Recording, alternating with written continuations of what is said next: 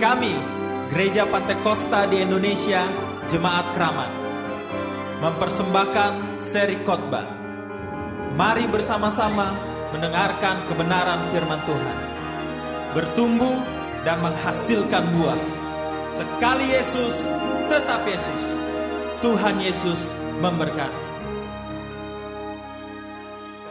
Ya, terima kasih banyak buat Bapak Gembala, Om Hani Mandes, keluarga buat pelayanan yang dipercayakan pada petang hari ini. Tadi saya mikir saudaraku, belum masuk surga aja udah senang kayak gini saudaraku ya. Apalagi kalau nanti kita masuk surga sana ada sukacita yang luar biasa. Amin saudaraku ya, puji Tuhan. Baik, nah saudara coba kita mau perhatikan dalam firman Allah dalam kitab Wahyu 21 yang tadi sudah dibacakan beberapa ayat ya. Kitab Wahyu 21, saya akan baca mulai ayat 22 ya.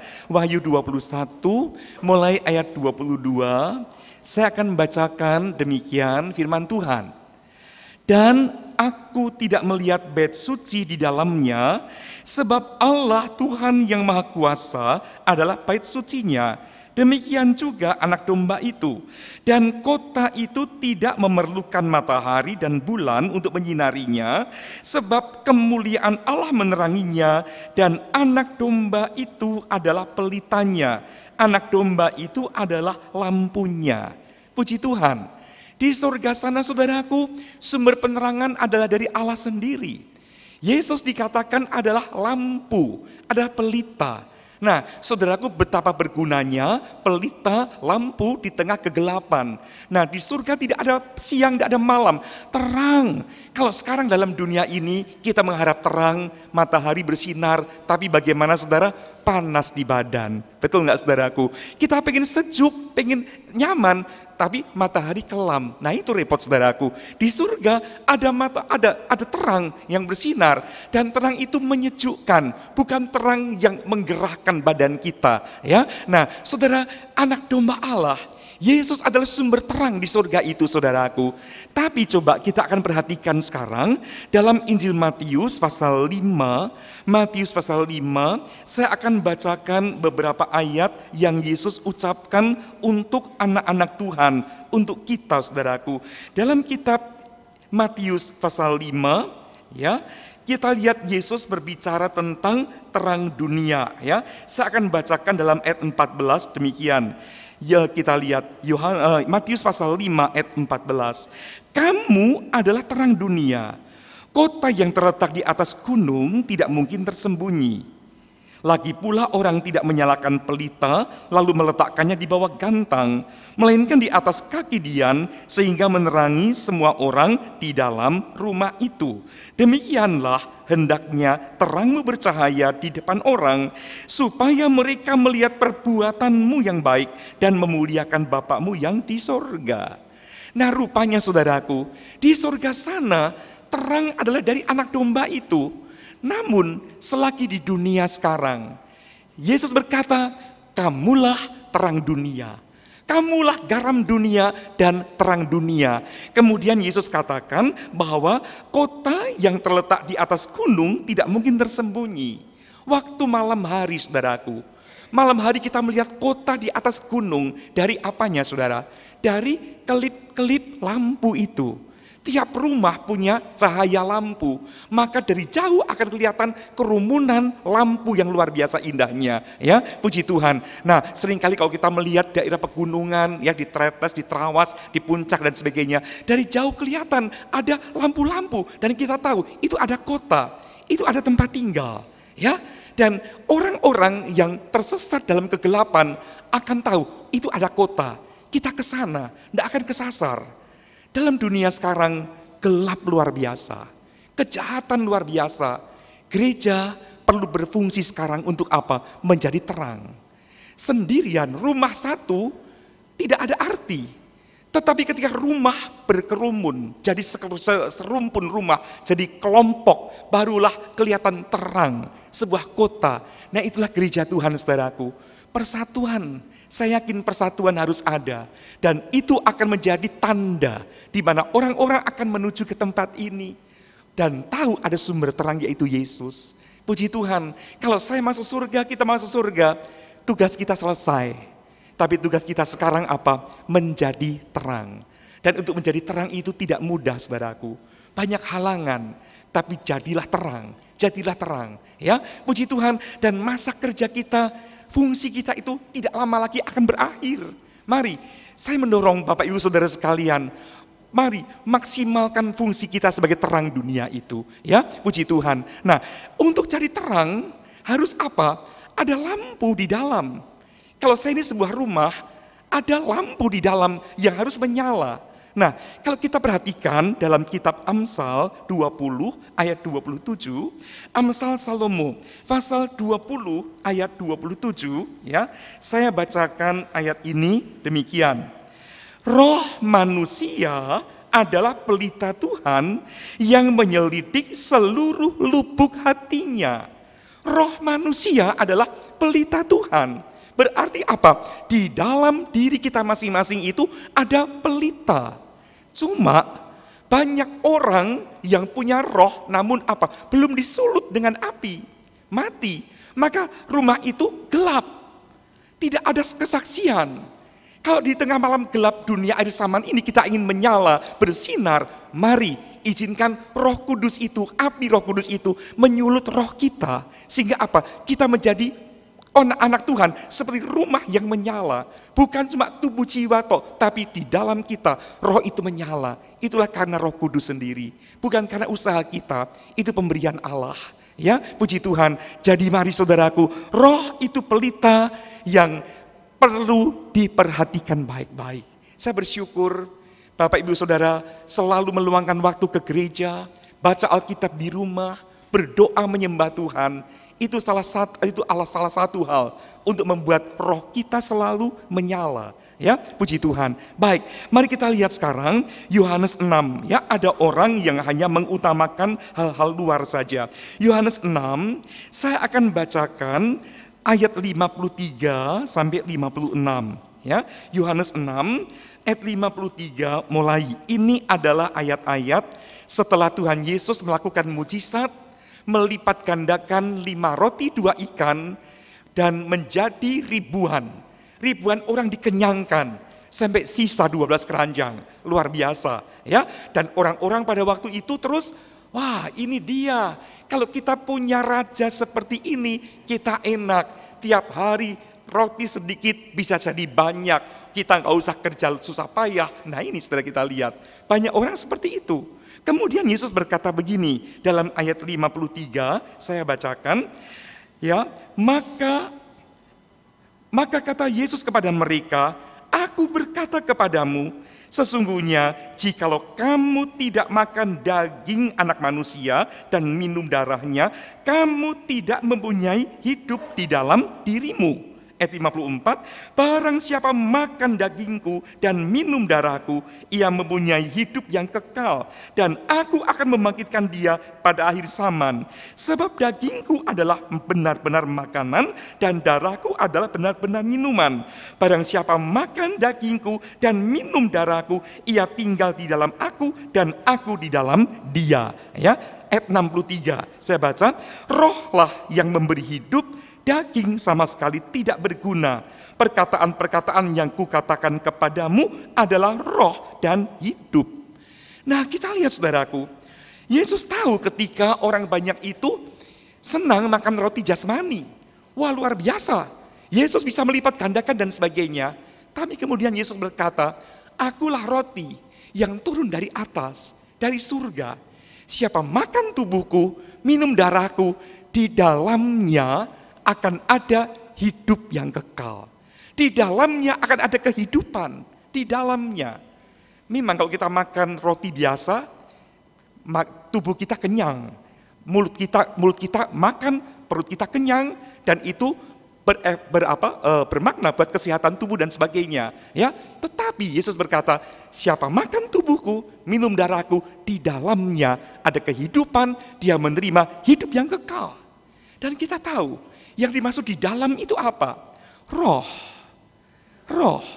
Hanya dengan menerima Yesus seperti roti yang kita makan masuk dalam diri kita, maka roh kita dihidupkan. Kalau begitu banyak orang yang apa? Rohnya masih mati. Karena apa? Belum dalam tanda kutip makan Yesus. Belum terima tubuh Yesus itu.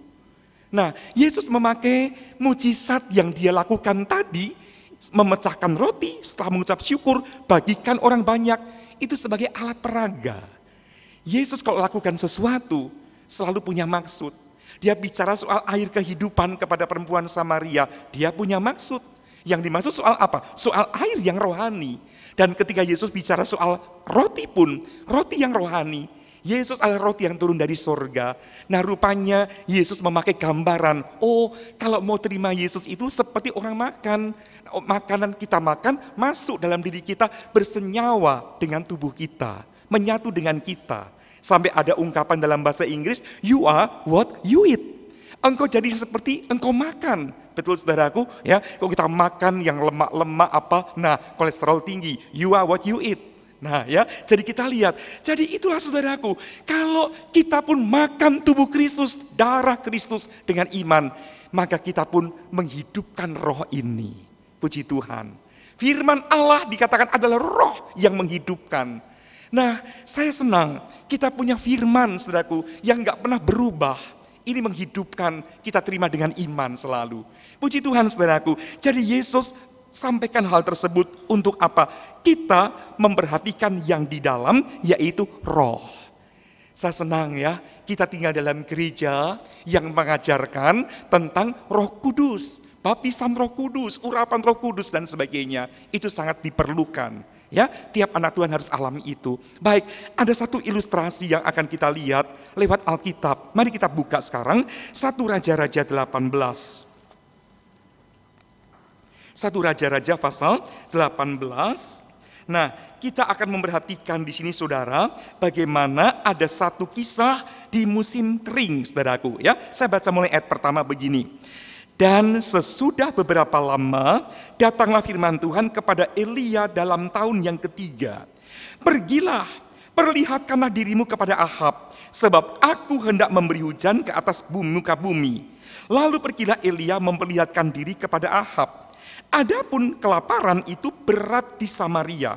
Sebab itu Ahab telah memanggil Obadya yang menjadi kepala istana.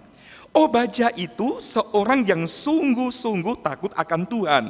Karena pada waktu Isabel melenyapkan nabi-nabi Tuhan, Obadya mengambil 100 orang nabi, lalu menyembunyikan mereka 50 sekelompok dalam gua dan mengurus makanan dan minuman mereka. Ahab berkata kepada Obadya, jelajahilah negeri ini dan pergi ke segala mata air dan ke semua sungai. Barangkali kita menemukan rumput sehingga kita dapat menyelamatkan kuda dan bagal dan tidak usah kita memotong seekor pun dari hewan itu. Lalu mereka membagi-bagi tanah itu untuk menjelajahinya.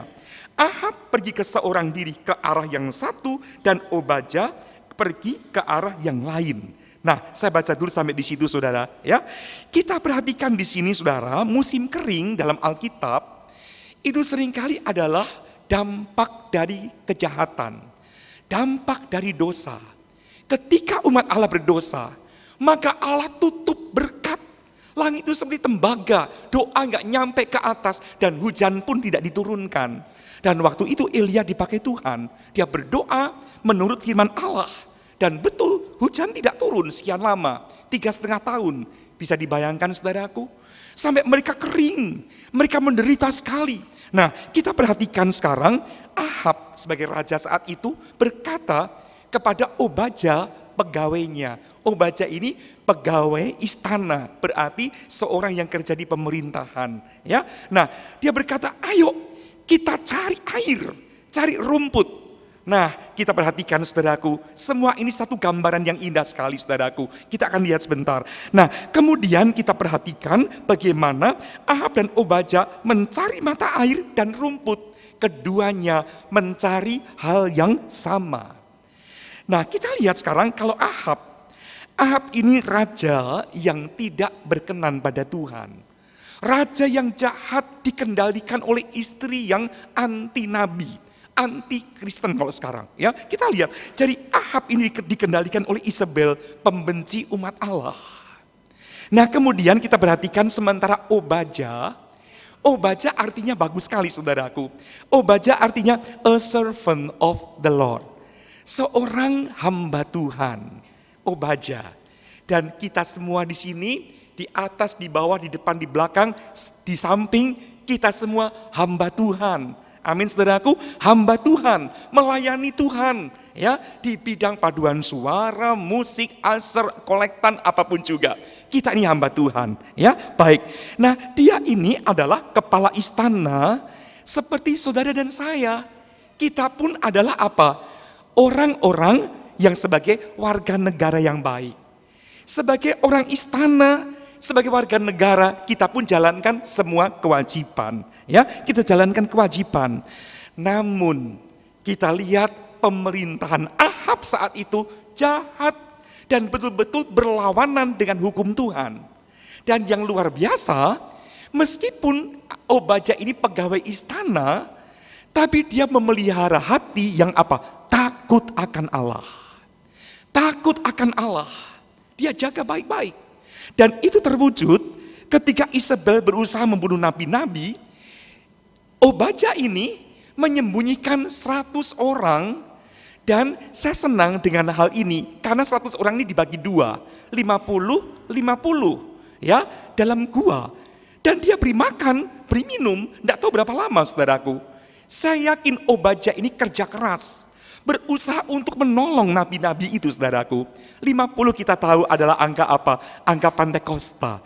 Angka kemerdekaan, ya, 2 kali angka 50, kita pun tahu di Pantekosta ada apa? Hujan akhir, hawa hujan akhir, ada kegerakan Roh Kudus 2 kali ganda. Nah, kita lihat Obaja ini sangat berkenan pada Tuhan, sangat senang melayani, ya, puji Tuhan. Baik sekali dia itu. Nah, kemudian saudaraku, dia itu saya yakin punya usaha yang luar biasa untuk menyembunyikan orang-orang tersebut. Obaja melakukan apa yang sering Allah lakukan, yaitu apa? Menyembunyikan. Coba kita buka dulu, nanti saya akan kembali ke 1 Raja-Raja ini. Dalam kitab Mazmur 32 ayat 6 dan 7. Mazmur 32 ayat 6 dan ayat 7. Ya, saya bacakan ayat ini demikian. Mazmur 32 ayat 6 dan 7. Sebab itu hendaklah setiap orang saleh berdoa kepadamu selagi engkau dapat ditemui. Sesungguhnya pada waktu banjir besar terjadi, itu tidak melandanya. Engkaulah persembunyian bagiku. Terhadap kesesakan engkau menjaga aku. Engkau mengelilingi aku sehingga aku luput dan bersorak. Selah. Saudara senang disembunyikan Tuhan? Luar biasa. Disembunyikan Tuhan apa artinya? Meskipun banjir besar melanda, kita aman. Terus terang aja hari-hari ini, kita perlu menjadikan Tuhan itu sebagai apa? Tempat persembunyian. Tempat persembunyian. Gereja ini pun disembunyikan oleh Allah. Saya mau tanya sekali lagi, senang tidak disembunyikan oleh Allah? Saudara senang? Amin, puji Tuhan. Namun, kalau disembunyikan Tuhan, itu kadang-kadang ya tertutup. Kita enggak terkenal, ya toh, karena enggak lihat, enggak kelihatan, disembunyikan, ya. Nah, Tuhan gembala yang baik, seringkali membawa domba-domba kemana? Ke lembah yang dalam, ya. Dalam Mazmur 23, di lembah yang dalam, kenapa? Itu musim dingin, saudaraku. Musim dingin, gembala yang baik tidak mengizinkan domba-domba di atas bukit yang bermandikan salju, tertutup salju, ya. Kadang-kadang orang pengennya ngetop dan sebagainya. Tuhan kadang-kadang sembunyikan kita. Nggak kelihatan di lembah. Tapi di situ hangat. Air tidak membeku. Rumput tetap segar. Domba-domba bisa makan. Puji Tuhan. Ya, tapi musim panas seringkali domba pun diajak ke atas puncak gunung. Dan itu dikatakan dia menyediakan hidangan di atas meja di depan musuhku. Artinya apa? Waktu domba-domba diajak naik di musim panas, rumput hijau kayak meja besar, super besar saudaraku. Ya, dan domba-domba itu seperti kita naik ke meja makan, bayangin. Ya, tinggal makan apa, kita ambil. Domba-domba pesta luar biasa, senang. Tetapi kalau musim panas ada bahaya lain, lalat-lalat yang seringkali pengen masuk ke lubang hidung domba-domba. Maka domba-domba itu di musim panas apa? Dicelup dengan minyak. Pemazmur dalam Mazmur 23 juga mengatakan, engkau siram kepalaku dengan minyak. Itu untuk apa? Mengamankan domba-domba tersebut. Sehingga lalat yang hinggap ke sini nggak terus masuk ke rongga hidung. Kalau masuk rongga hidung bahaya. Karena apa? Lalat itu akan bertelur. Setelah bertelur jadi larva. Larva itu akan ikuti lendir dari domba tersebut masuk ke rongga otak. Dan ini bahaya sekali. Domba yang otaknya sudah terkena larva dari lalat tadi akan kesakitan sampai buta seperti orang yang kena kanker otak, saudaraku. Nah, sampai sakit sekali sehingga dia membenturkan diri di tebing-tebing alias apa? Mati. Maka gembala yang baik tahu kalau musim panas celupkan domba di dalam minyak. Domba-domba seringkali memberontak, lengket dan seterusnya, ya. Nah, itu sebabnya musim panas, air saman ini, sekali sesuatu tambah panas, orang benci sana sini, ya.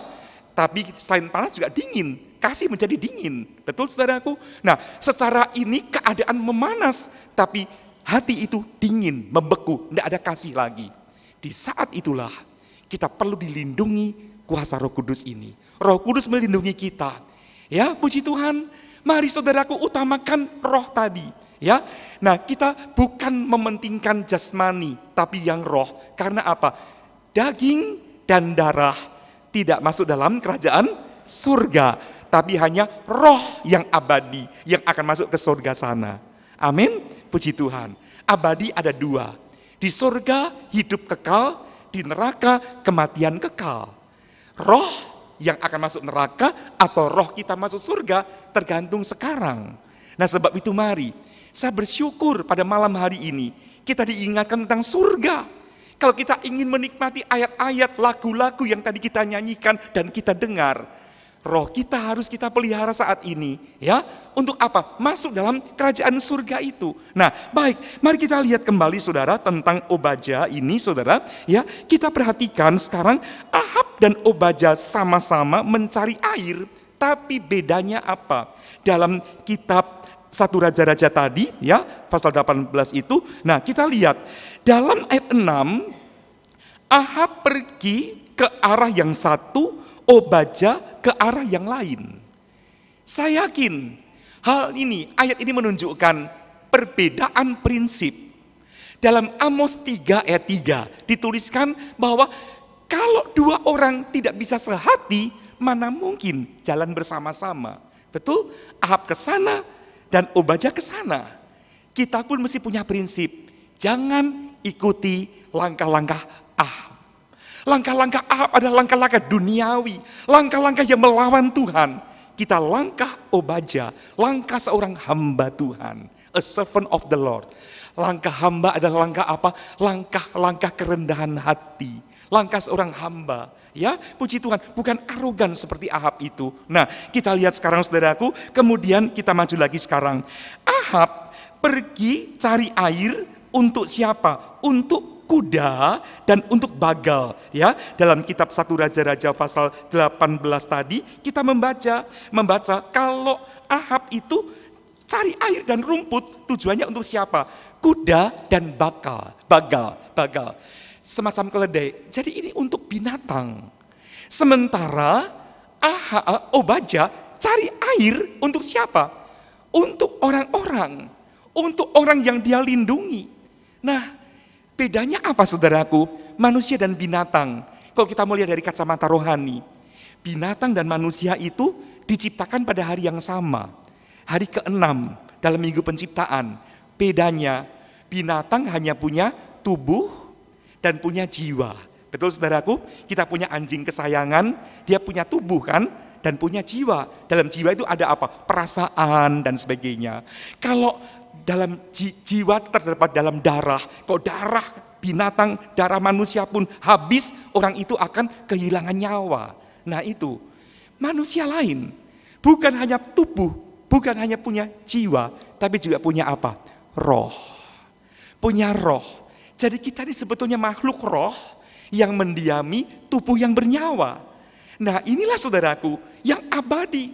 Dan Allah berkata, Yesus berkata dalam Yohanes 4 bahwa apa? Manusia itu menyembah Allah dengan apa saudara? Roh dan kebenaran. Puji Tuhan. Bukan dengan tubuh dan jiwa. Memang tubuh dan jiwa harus menyembah Tuhan, memuji Tuhan, ya, dengan mulut kita, gerak tangan kita mungkin dan sebagainya. Jiwa kita pun menyembah, memuliakan Allah dengan emosi kita, perasaan kita. Tapi Tuhan mencari yang memuji Tuhan dari roh yang paling dalam. Itulah yang pelita kita, pelita Tuhan di dalam diri kita yang menyala, ya. Biasakan menyembah Tuhan dari dalam. Puji Tuhan, saya boleh rasakan aroma tadi, penyembahan dari dalam hati ketika kita bersama-sama memuji Tuhan. Indah sekali saudaraku, luar biasa, ya. Mari kita akan makin tingkatkan lagi. Nah, saudara, jadi kita perhatikan ada perbedaan kalau begitu. Ada orang seperti Ahab beribadah hanya untuk kesenangan tubuh, hanya untuk kesenangan jiwa. Yang penting aku tenteram, yang penting aku bisa ketemu teman. Rasanya enak kok gak ke gereja tuh, sumpek rasanya gak ketemu teman dan sebagainya. Loh, itu cuma permukaan. Tapi puji Tuhan, ada orang Kristen seperti Obadya yang mencari sedalam-dalamnya sampai rohnya dipuaskan. Amin. Ini yang Tuhan inginkan agar jemaat GBDI Kramat ini, ya, tetap betul selalu, ya, selalu akan mencari kepuasan untuk roh kita. Untuk roh kita, jangan jadi Kristen Ahab, tapi Kristen yang seperti Obadya itu, ya. Puji Tuhan. Nah, saudaraku, jadi kalau ada kerinduan, Tuhan akan jawab. Kita lihat sekarang ayat 7, 1 Raja-Raja 18 ayat 7 sekarang. Saya bacakan ayat ini demikian. Sedang Obadya di tengah jalan, ia bertemu dengan Elia. Setelah mengenali dia, ia sujud serta bertanya, engkaukah ini, hai tuanku Elia? Jawab Elia kepadanya, benar, pergilah katakan kepada tuanmu, Elia ada. Wah, saudaraku, luar biasa. Obadya cari air. Untuk apa? Untuk roh. Air juga lambang Roh Kudus. Mari kita pun cari kepuasan untuk roh kita ini, saudaraku. Dan sekarang Obadya yang cari itu ketemu siapa? Elia. Dalam Alkitab ada gambaran-gambaran, ada bayangan-bayangan. Elia, ya, gambaran dari Yesus yang pernah terangkat ke surga hidup-hidup. Yesus pun demikian, ya. Dan kita lihat saudaraku, Elia di sini adalah seorang yang berdoa bisa stop hujan, bisa turunkan hujan. Memang itu kuasa Tuhan, saudaraku. Tapi sebagai gambaran, Elia melukiskan siapa? Yesus pembaptis dengan Roh Kudus. Yesus adalah sumber dari segala kuasa Roh Kudus itu. Dan kita lihat Obadya ketemu, engkaukah Elia? Benar, aku Elia. Semoga pada sore hari ini pun, malam hari ini pun, kita pun berjumpa Yesus secara pribadi. Amin. Tidak kita lihat, tapi kita rasakan sentuhannya, kita rasakan hadiratnya, kita rasakan kuasanya, dan kita pulang dengan penuh kebebasan, dengan penuh sukacita. Puji Tuhan, surga rasanya makin dekat, saudaraku. Ya, kalau kita ada sukacita dari Roh Kudus itu. Nah, kita lihat sekarang, saudara, Elia berkata, benar, akulah Elia. Selama ini Elia sedang sembunyi. Karena apa? Dikejar-kejar oleh Isabel dan sebagainya. Pokoknya Elia itu wanted nomor 1. Ya, dan dia disembunyikan oleh Tuhan, saudaraku. Yang pertama di mana? Elia, kamu ke tepi sungai Kerit sana, sembunyi di sana. Dalam ayat-ayat sebelumnya, Elia sembunyi. Terus di tepi sungai Kerit. Sungai Kerit itu masih mengalir biarpun sedikit-sedikit. Nah, Elia bagaimana? Tuhan pelihara. Ada burung gagak datang kepada Elia, beri roti. Saya mau tanya, Elia bisa janjian nggak dengan burung gagak itu? Besok datang lagi ya. Nah, bisa nggak? Enggak ada jaminan, saudaraku. Tapi heran, Elia ini nurut saja, menurut. Kalau kita menurut kata-kata Tuhan, biar rasanya nonsens, nggak masuk akal, Tuhan akan pelihara kita. Amin. Tuhan akan sediakan apa yang kita perlu. Nah, sampai sungai Kerit kering, Elia disuruh pindah. Elia, sekarang kamu pergi ke Sarfat sana. Aku sudah menyuruh seorang janda akan menghidupi engkau. Kalau sudah pikir-pikir, Elia ini untuk berangkat ke Sarfat secara manusia berat. Karena apa? Sarfat itu tempat kelahiran Isabel. Orang yang dia paling takuti, saudaraku, paling hindari. Nah, justru apa? Tuhan suruh Elia ke sana. Aneh kan, saudaraku, ya? Kita lihat, justru apa? Saya yakin dalam hal ini Tuhan ingin Agar Elia itu bukan bersandar pada kuat gagahnya. Aku bisa stop hujan. Wah, aku rasa kuat. Enggak. Di tengah-tengah keadaan yang seperti mengancam itu, Elia akan bersandar total pada Tuhan. Itu yang Tuhan inginkan. Jadi kalau petang hari ini, hari-hari ini, ada Bapak Ibu Saudara setia pada Tuhan, tapi mengalami problema-problema apapun juga. Ingat, Tuhan tidak biarkan kita. Tuhan ingin menguji kita, bahkan Tuhan ingin membuat kita sandar pada Tuhan, berharap total pada Tuhan. Dan setelah itu, Tuhan akan tunjukkan kuasanya, dan kita akan bersaksi, menjadi terang. Ya, puji Tuhan. Nah, Elia menurut, apalagi dikatakan, aku sudah suruh seorang janda menghidupi engkau. Kok bukan seorang janda yang mungkin pas-pasan. Bahkan yang ditemui Elia, janda yang sangat miskin. Waktu Elia datang ke Sarfat, janda itu sedang mencari kayu. Nah, Elia datang, tolong buat untuk aku roti, buat aku dulu ya. Nah, janda itu berkata, aku hanya punya tepung segenggam dan minyak 1 buli-buli kecil. Ya, tapi karena engkau yang berkata, Elia berkata atas nama Tuhan, aku akan menurut. Lihat, kunci dari semua ini apa? Dengar-dengaran. Dan betul, janda itu membuat roti yang seharusnya itu adalah las yang terakhir buat dia, setelah itu akan mati. Tapi dia berani lakukan, hidupnya serahkan demi ucapan hamba Tuhan ini. Dia lakukan itu, mujizat terjadi. Kira-kira setahun kemudian, baru ada hujan turun. Tapi Elia betul-betul dihidupi oleh janda tersebut yang hidup dengan anaknya. Tepung segenggam, minyak 1 buli-buli. Mujizat terjadi. Kok mujizat terjadi? Bukan berarti tepung segenggam jadi sak gudang. Minyak 1 buli-buli jadi 1 kolam. Enggak. Tetap segenggam, tetap 1 buli-buli, tapi ada setiap hari. Ada setiap waktu. Amin saudaraku. Itu cara Tuhan kerjakan mujizat. Kita seringkali mengharap mujizat ya, Tuhan kirimkan uang yang banyak sekali Tuhan. Sampai itu aku tidur di atas uang. Nah, ya, Tuhan bisa kasih enggak? Bisa. Tapi setelah itu lupa sembahyang. Ya toh? Nah, kita lihat. Tuhan ingin kita mengandalkan Tuhan setiap saat. Terus terang saya pun hidup oleh mujizat Tuhan. Mujizat Tuhan yang luar biasa. Nah, kalau mau cerita sedikit saudaraku ya, ini antara lain yang terjadi kira-kira 3 minggu lalu saudaraku. Di sekolah Alkitab di Batu sana, ada pintu gerbang. Kalau ke arah Batu itu ada tiang listrik, tiang telepon saudaraku ya, di dekat pintu gerbang. Kemudian di samping kiri mau ke arah Batu ada pohon asam yang udah usianya puluhan tahun. Besar sekali saudaraku. Nah, satu ketika di tengah-tengah malam jam 10 lebih ya, ada truk datang dari arah Batu, meluncur cepat sekali. Truk ini membawa alkohol banyak di dalam tubuh truk itu, ya. Dan ada sopir, ada kernet 1 saudara dari si sopir itu. Nggak tahu bagaimana, itu oleng-oleng bagaimana dan nabrak tiang listrik tersebut sampai patah tiang listriknya dan melaju lagi sampai ban sebelah kiri itu masuk ke parit semuanya dan truk itu nabrak pohon asam. Pohon asamnya nggak apa-apa, truknya yang penyet saudaraku, ya, yang kasihan sopir di depan itu sampai kejepit dan siswa-siswa keluar mau menolong saudaraku, tapi itu ketika ditarik sedikit si kernet menjerit, sakit sekali, sampai akhirnya itu mobil ditarik dulu dengan cara seperti apa, orang pikir kernet itu meninggal pasti, tapi puji Tuhan selamat hidup saudaraku, ya. Nah, memang saya baru masuk ke rumah pada waktu itu dengan suara duk kencang sekali saudaraku. Terus saya lihat di jalan ramai sekali, ada apa itu ya. Nah, besoknya saya turun mau ke kantor lewat jalan raya itu ya. Saya lihat itu tiang listrik udah tergeletak begitu. Kemudian ada satpam ya, ada security bersitu ngomong saya, Om Daniel, apa? Om, untung loh Om. Kenapa? Tadi malam Om Daniel baru pulang lewat sini.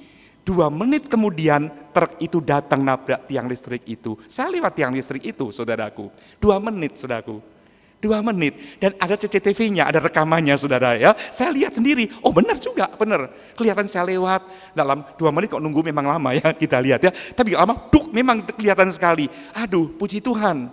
Nggak jadi dendeng Daniel saudaraku ya. Nah kita lihat, selamat sampai sekarang, ini kemurahan Tuhan. Amin.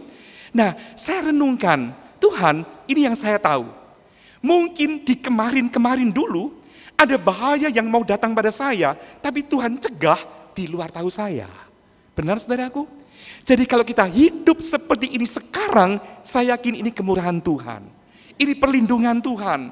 Nah, setiap saat kita memerlukan mujizat Tuhan itu, ya, puji Tuhan saudaraku. Nah, kita lihat sekarang saudara, jadi Obadja berjumpa Elia, orang yang dapat mencurahkan hujan, itu adalah gambaran dari Yesus sendiri. Nah, sekarang kita lihat Obadja berarti apa? Sukses, alami kesegaran. Tapi di balik berkat ada apa? Tantangan.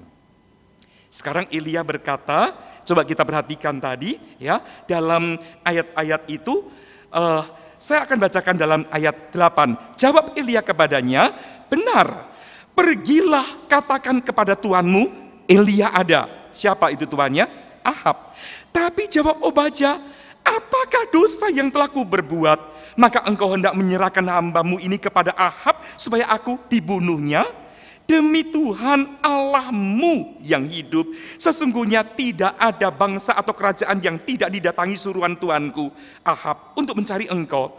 Dan apabila orang berkata, ia tidak ada, maka ia menyuruh kerajaan atau bangsa itu bersumpah bahwa engkau tidak ditemukan di sana. Dan sekarang engkau berkata, pergilah katakan kepada Tuanmu, Elia ada. Mungkin terjadi apabila aku sudah pergi daripadamu, roh Tuhan mengangkat engkau ke tempat yang tidak ku ketahui.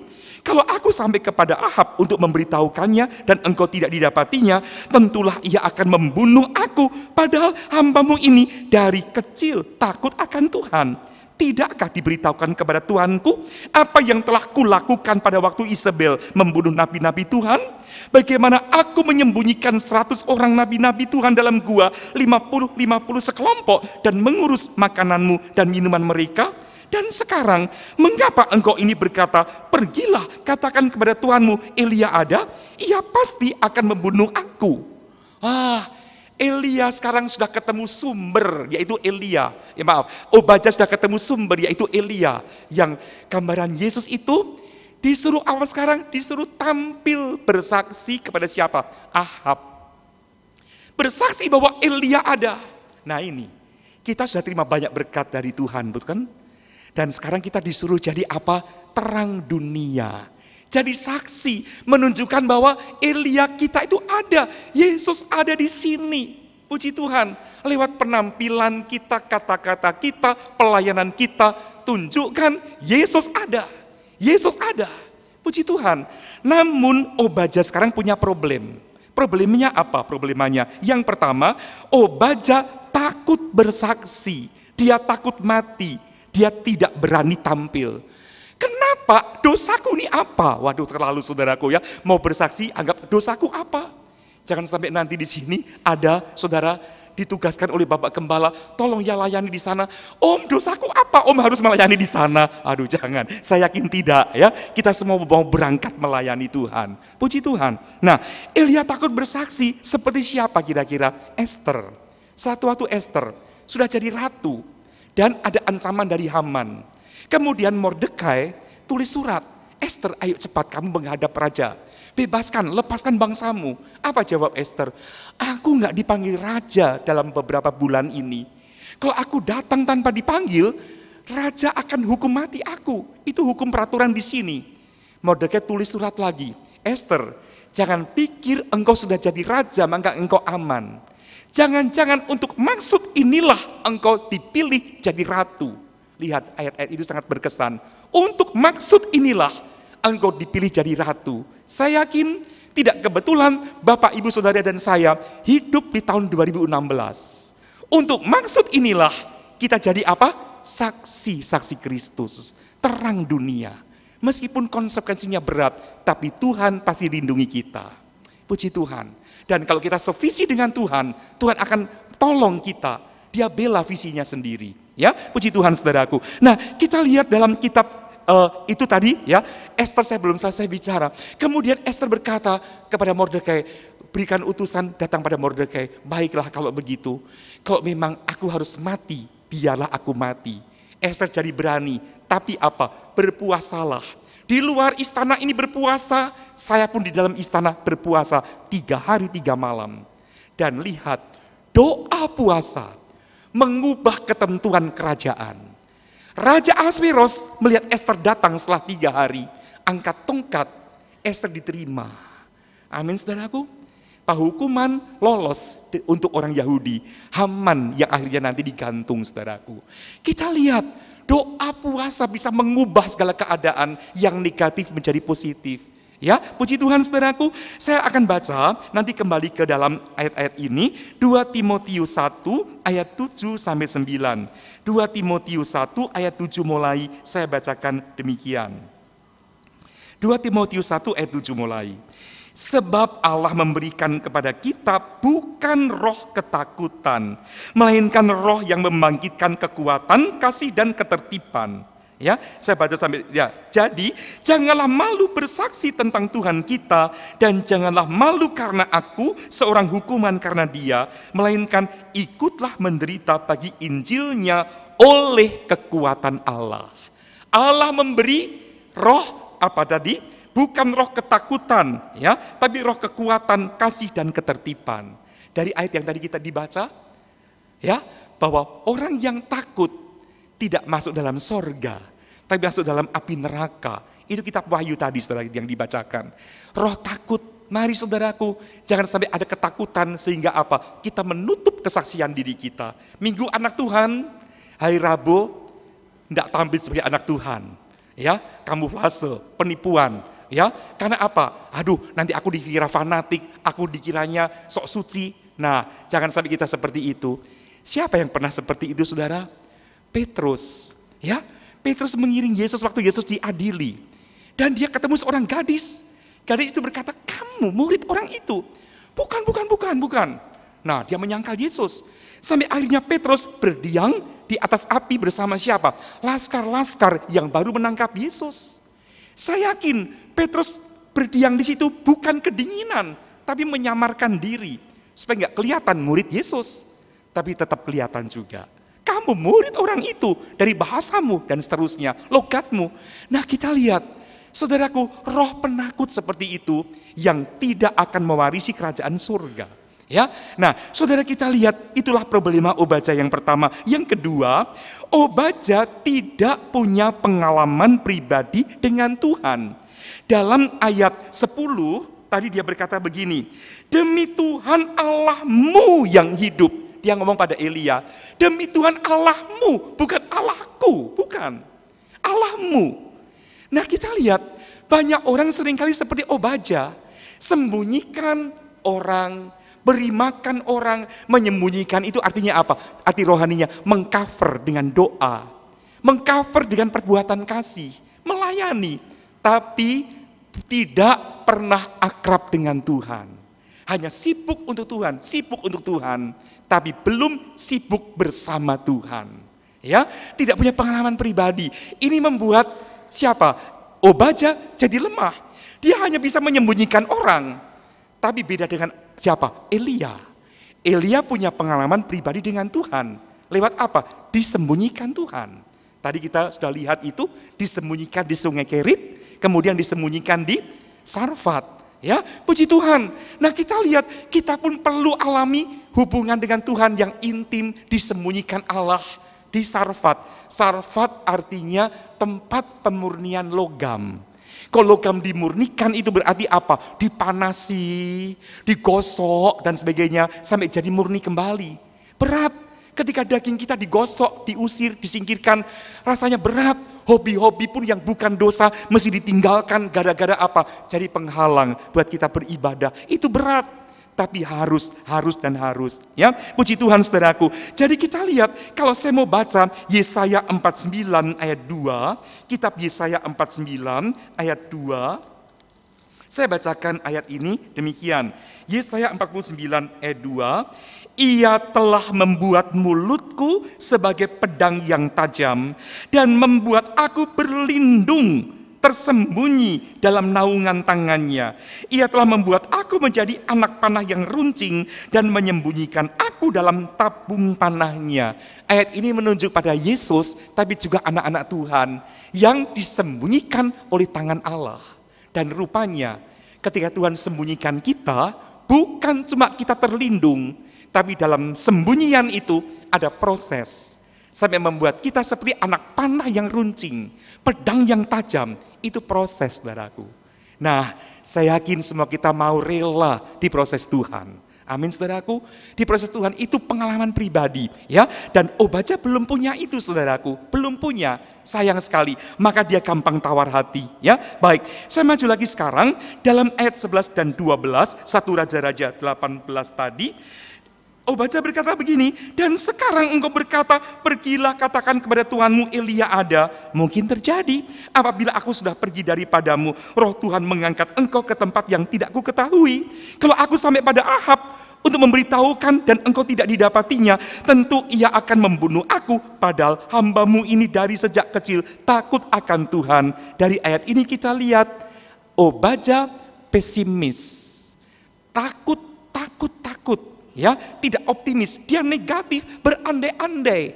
Nah, saudaraku, kadang-kadang ada orang mau melayani, aduh, nanti kalau hujan gimana ya, nah aku masuk angin nanti. Nah ini kita lihat, nggak berani maju, saudaraku, nggak berani maju. Kalau kita mau jadi terang Tuhan, terang yang bersinar, jangan kita memikirkan yang negatif. Ya, saya akan baca saja satu ayat, Pengkhotbah 11 ayat 4. Kitab Pengkhotbah pasal 11 ayat 4, saya bacakan ayat ini demikian. Siapa senantiasa memperhatikan angin tidak akan menabur, dan siapa senantiasa melihat awan tidak akan menuai. Nah kita lihat, kalau kita hanya lihat sikon, aduh nggak enak, nggak usah melayani, daripada ini, itu nggak enak sama aku dan sebagainya.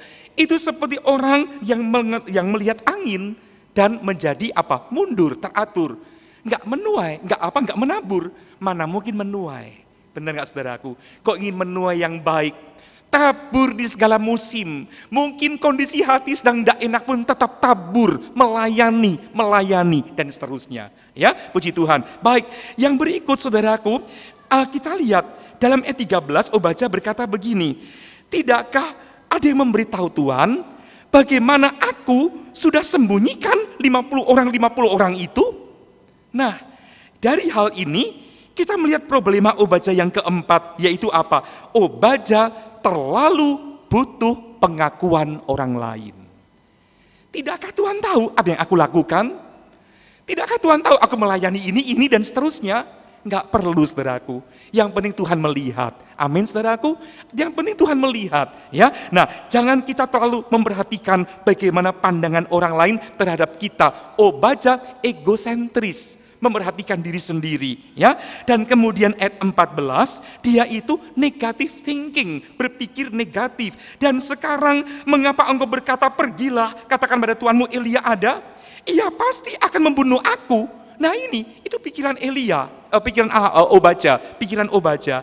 Saudaraku, sekarang kita lihat, untung sekali Elia memberikan support dengan kata-kata dalam ayat 15. Jawab Elia, demi Tuhan semesta alam yang hidup, yang kulayani, sesungguhnya hari ini juga aku akan memperlihatkan diri kepadanya. Puji Tuhan, Elia sekarang menjadi terang yang berfungsi, sementara Obadja ini hampir padam. Untung sekali Elia memberikan support, aku akan berangkat, aku akan ketemu Ahab, jangan takut, sampaikan dulu bahwa Elia ada. Dan dari cerita selanjutnya, ayat 16, pergilah Obadja menemui Ahab dan memberitahukan hal itu kepadanya. Kemudian Ahab pergi menemui Elia. Saya senang ayat 16 ini karena apa? Obadja alami perubahan. Malam hari ini mari, kalau ada yang takut bersaksi, kita ketemu Yesus Elia kita, pasti ada perubahan hidup. Perubahan prinsip dan kita hidup jadi terang dunia. Amin. Amin, saudaraku. Ingat, waktunya tidak lama lagi. Tidak lama lagi. Fungsikan diri kita sebaik-baiknya. Dan ketika Obadja ketemu Ahab, apa dibunuh? Ternyata enggak, saudaraku. Jadi apa yang ditakuti itu, saudaraku, sepertinya tidak ada kadang-kadang. Itu dari pikiran kita sendiri. Dan iblis seringkali berbisik, kamu jangan maju, nanti resikonya begini. Mari kita maju seperti Elia, saudaraku. Dan saya mau katakan satu hal, bahwa tampilnya Obadja ini adalah titik poin penting untuk perubahan bangsa Israel. Karena setelah Obadja tampil, Ahab cari Elia, dan selanjutnya mereka akan naik ke Gunung Karmel, kemudian apa? Ada mezbah didirikan, korban, pertama nabi-nabi Baal dan nabi-nabi Asitoret itu, dan mereka bersama-sama untuk mempersembahkan korban. Doa dari nabi-nabi sesat itu tidak terkabul sampai menoreh-noreh diri. Elia berdoa, disiram air, api turun dari langit, dan nabi-nabi Baal dibunuh, nabi-nabi Asitoret dibunuh, dan umat Israel kembali kepada Tuhan, ada pemulihan. Obadja tampil, itu titik poin yang penting. Jangan-jangan tampilnya jemaat GBDI Kramat ini, di air Saman ini, jadi terang dunia, jangan-jangan menjadi poin penting untuk hujan pertobatan. Amin. Amin. Jangan kita pikir, aku kecil, apa sih artinya? Yang kecil di tangan Tuhan akan mengandung, akan berarti luar biasa. Puji Tuhan, saya tidak panjangan firman Allah. Tapi Tuhan di tengah-tengah kita, sumber segala-galanya, Dia mau tolong kita, dan tolong kita selalu. Saya kembali kepada Bapak Gembala, Tuhan memberkati, puji Tuhan.